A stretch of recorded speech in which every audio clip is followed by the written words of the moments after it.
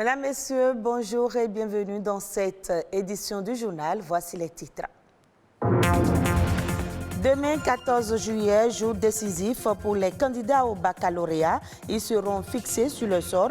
Quel est l'état d'esprit de certains d'entre eux à la veille de la proclamation des résultats? On en parle. La reforestation, une solution pour lutter contre les changements climatiques, pour abattre des arbres en République du Bénin. Certaines conditions doivent être réunies. Et puis on parlera aussi des perles de hanche qui révèlent la personnalité de la femme. Certains estiment que l'usage de ces attraits dits de beauté est d'une grande importance, mais d'autres se disent indifférents à leur vue.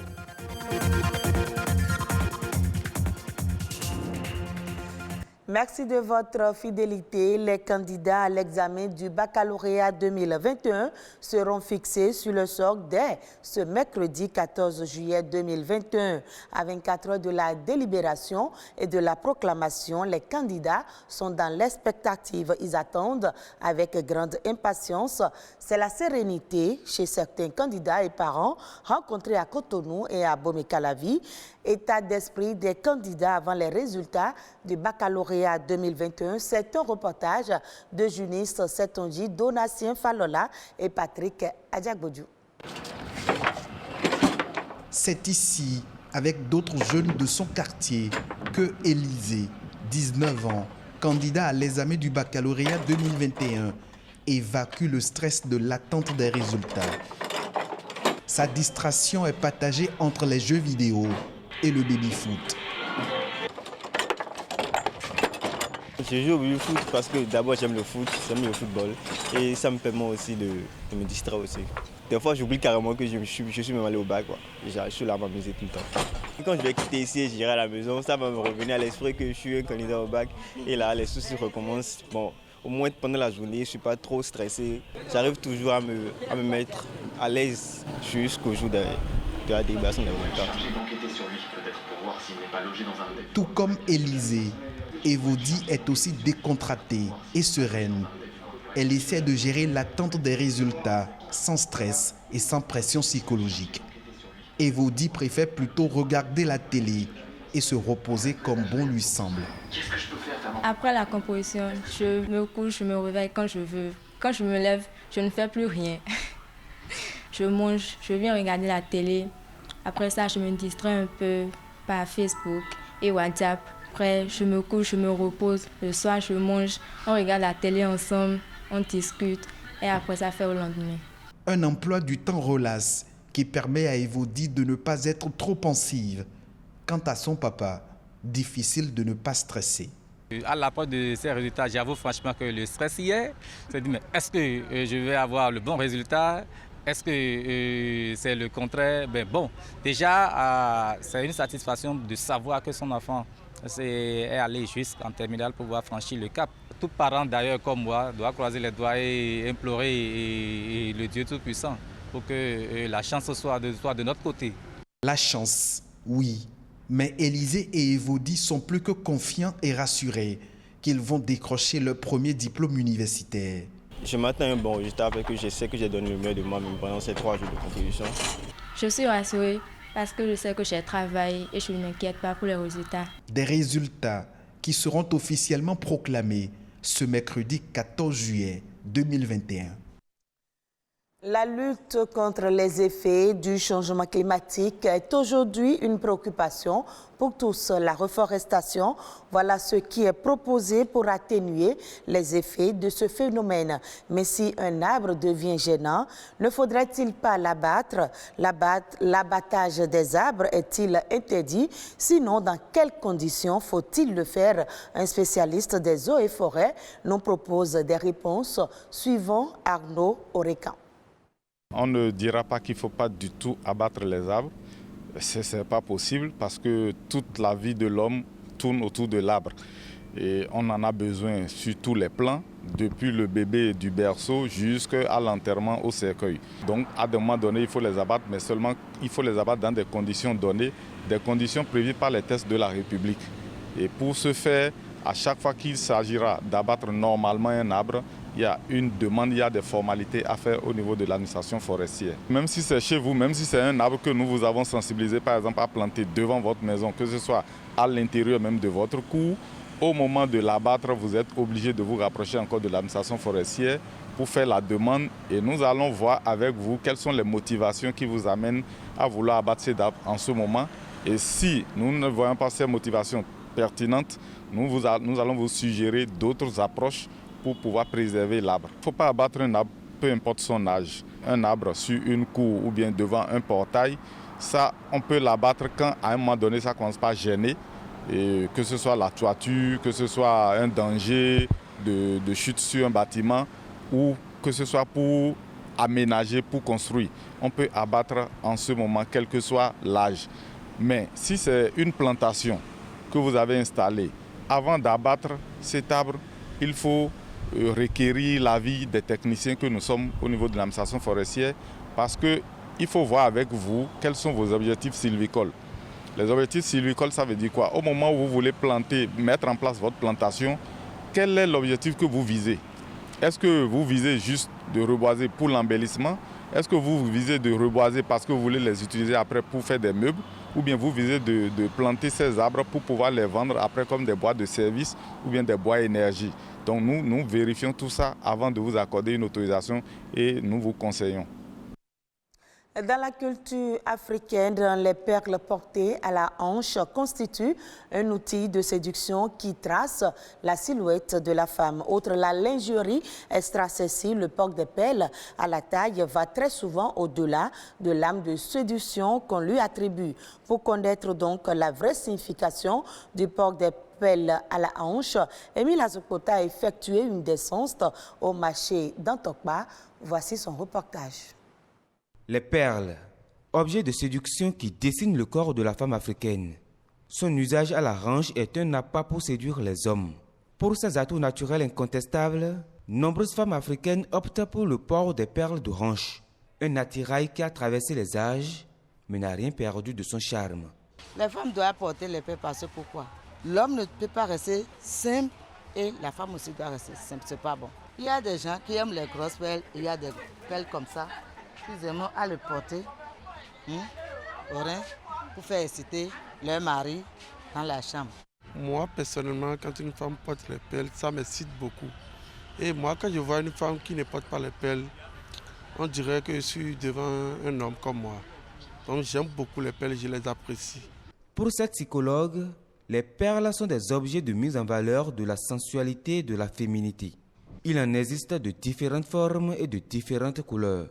Lorsque une femme, en fonction de sa personnalité, choisira tel type de perles, telle couleur de perles et décidera aussi de changer en fonction de ses humeurs, de ses affects, tout cela est imbriqué. Et d'après nos études, encore, nous avons compris que les perles les plus prisées sont les perles appelées dans notre dialecte Djennana.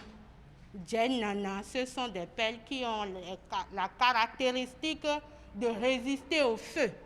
Donc ces perles, je crois que ce sont les perles les plus prisées. En dehors des perles Djennana, il y a les bébés djé. Mieux, cet attrait de beauté a une valeur spirituelle. La plupart importés du Ghana, son coût varie en fonction de sa qualité. Il faut parfois débourser en moyenne une somme de 12 000 à 20 000 francs pour un tour de hanche. Dans certaines familles, sa commercialisation se transmet de génération en génération. Les perles, dans leur diversité, ont donc tout un sens. Une femme qui porte des perles et puis ça pèse sur ses reins, avant que la femme là va avoir les maux de reins, vraiment ce serait difficile. Les perles, il y a beaucoup de vertus dedans.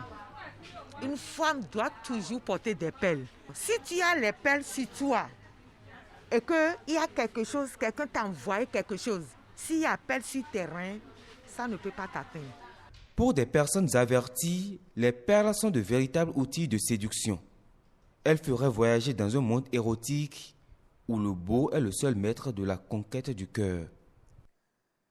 Les autres informations ayant marqué le Bénin, c'est dans la nation. En bref, une présentation de Ulvaeus Balogun.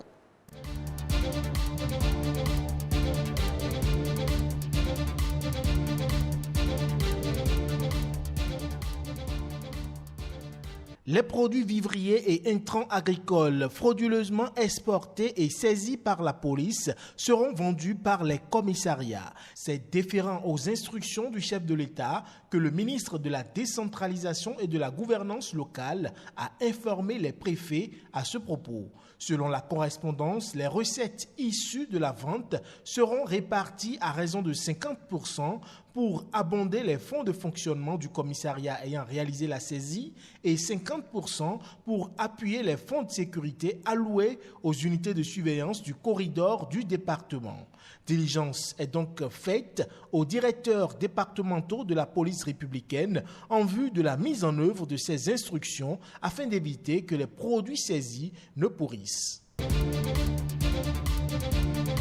Le Bénin a dévoilé une innovante stratégie de développement de l'enseignement supérieur. C'était à travers un séminaire national tenu samedi dernier sous la présidence du chef de l'État. La rencontre vise à partager avec les acteurs du monde universitaire les principales recommandations contenues dans le rapport de la commission mise en place par le chef de l'État ainsi que les projets de décret portant ces réformes. Ainsi, les participants devront définir les lignes directrices d'un programme d'envergure capable de soutenir la promotion et le développement de la composante universitaire de l'éducation nationale dans toutes ses dimensions, à savoir l'enseignement supérieur, la recherche scientifique et l'innovation. La fête de la Tabaski, encore appelée l'Aïd el-Adha ou l'Aïd el-Fitr, sera célébrée le mardi 20 juillet prochain et le jour d'Arafat est fixé pour la veille, soit le lundi 19 juillet. C'est une annonce de la Cour suprême d'Arabie Saoudite, organe officiel de référence pour l'annonce de cette fête religieuse. Cette fête sera donc célébrée dans l'ensemble des pays musulmans, mais aussi dans les pays où résident des communautés de cette confession religieuse.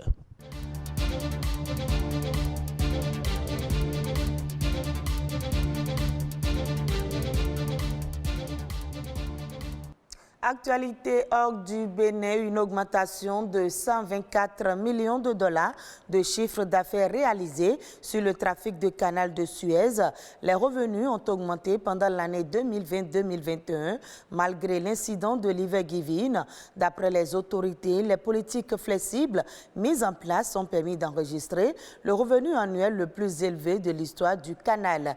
Le 23 mars dernier, le porte-conteneur taïwanais battant un pavillon panamien s'était coincé dans le canal, bloquant la circulation dans cette voie maritime qui voit passer 10% du commerce mondial. Le Caire semble miser sur une poursuite à la hausse de la coupe des revenus du canal, grâce notamment aux travaux de modernisation et d'élargissement prévus.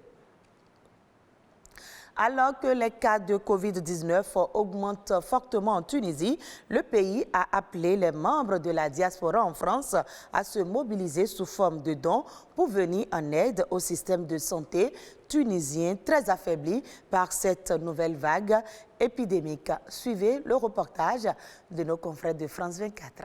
Aux abords du port de la Goulette à Tunis, les forces de l'ordre vérifient scrupuleusement que les véhicules sont bien autorisés à circuler.